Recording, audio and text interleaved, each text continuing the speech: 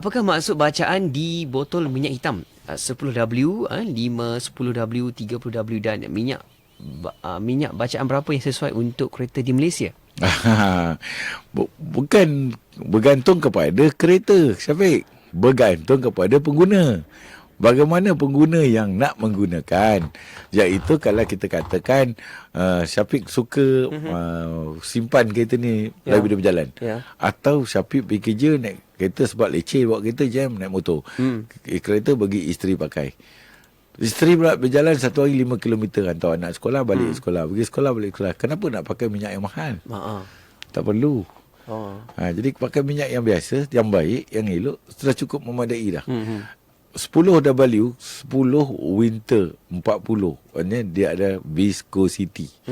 Kepekatan, keleketan minyak tersebut. Ada lagi SAE, Standard Automotive Engineering, API. Dia ada tulis kat tepi tu semua. Ingredient apa semua ada. Tak ada masalah. Dia punya heat, engine point dia berapa. Ada berapa voltage, degree Celsius.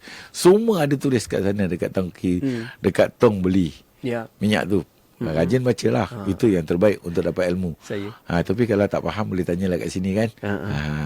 Okey, Datuk. Berikut ada lagi soalan. Okey.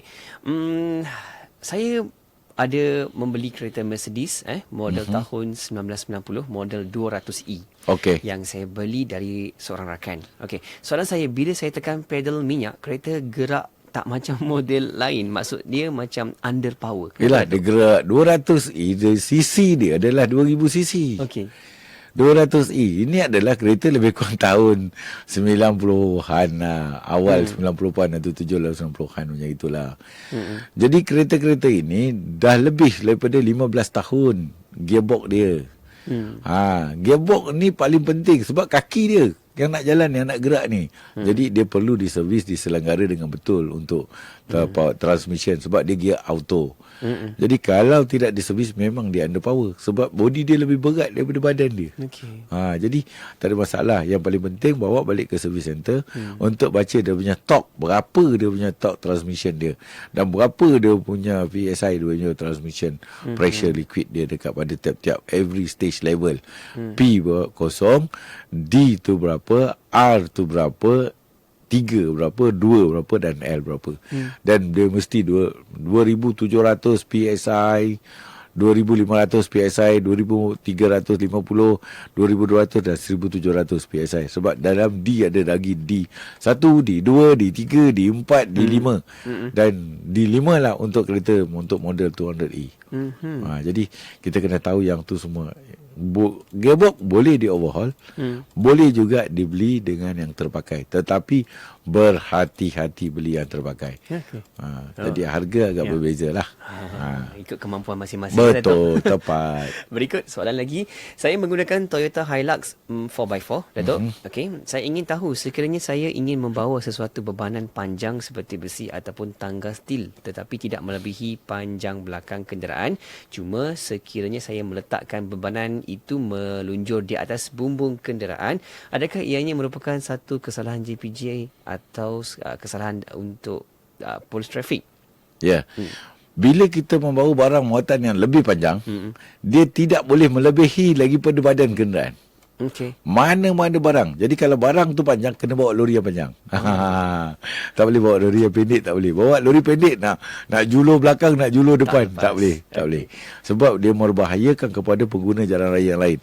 Dikuatiri nanti apabila yang meluncur terlebih ke hadapan, dia akan terangkat-angkat menyebabkan barang yang dibawa itu seperti paip, batang besi akan terangkat, terbang, terkena budak motosikal. Bahaya Datuk Jadi saya ni penunggang motosikal kan, jadi kena tengok kadang-kala memang bahaya lah, tapi nak buat macam mana.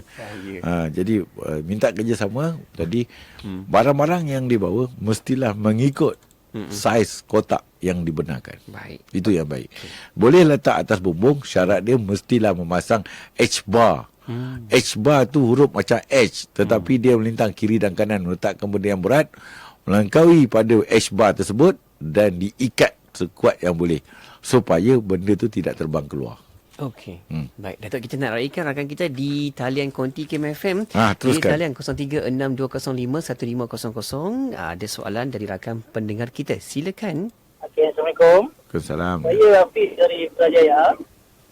Saya ada 2 soalan lah. Satu, saya punya kereta Persona dah 9 tahun. Bila macam ada bunyi lah, bila saya jalan macam bunyi kat belakang, macam bunyi kuat dekat tayar belakang, ada bunyi cek sikit lah. Okey. Kadang-kadang dia mati, kadang-kadang ada bunyi. Satu lagi, saya nak tanya pasal Targa. Isteri saya dah 9 tahun.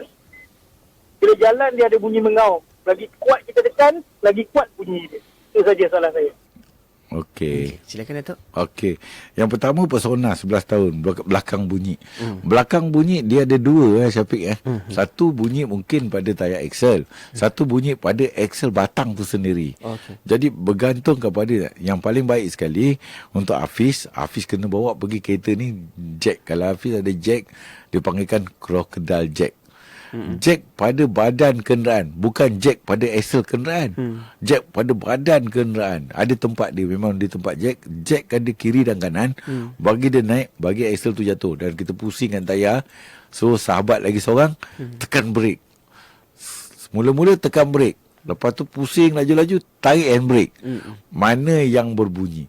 Ada kala axle tu sendiri yang berbunyi, ada kala tayar center bearing yang berbunyi. Ya. Jadi ada kala brake pad yang berbunyi atau brake shoe. Inilah yang kena dibaik boleh lah. Kena kenal, tapi kena kerja sendiri. Kalau hantar dekat mekanik buat, dia akan check. Okey, check hilang, nanti hilang sekejap, lepas tu datang balik. Sebab dia akan check macam tu kan.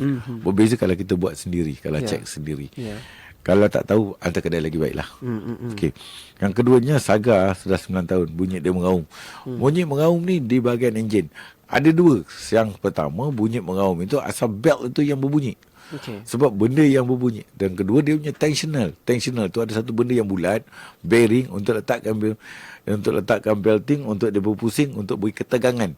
Dan dia dah tegang lebih, menyebabkan bearing kat dalam tu bergesil di antara besi dengan besi. Menyebabkan bila kita tekan minyak, dia akan berbunyi. Lepas tu bila angkat minyak, dia akan diam. Tekan minyak, dia akan berbunyi lagi. Angkat minyak, dia diam. Tekan minyak, berbunyi. Jadi belting itu senang je nak buat ujian dia. Pagi-pagi Syafiq pagi. Tak pergi mana-mana. Bukan hari nak pergi kerja, nak tergambat-gambat. Hari tak bekerja. Buka bonet dulu, angkat bonet siap-siap, bawa air tu dengan botol air yang dah siap. Bawalah sebotol ke 2 botol ke air yang botol kecil ni yang senang botol mineral tu. Kita pun masuk je. Yang best tu seorang duduk kat dalam, seorang duduk kat depan. Jangan lepas handbrake, kan dia langgar pula, kan payah pula. Jadi letakkan dekat P, start engine, hidup aja.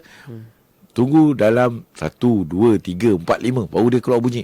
Start dia tidak akan keluar bunyi, Syafiq. Dia tak akan keluar bunyi. Jadi lambatkan sikit, diroskan air tadi di semua belting yang bergerak, termasuk di alternator, termasuk di flywheel, termasuk di tensional.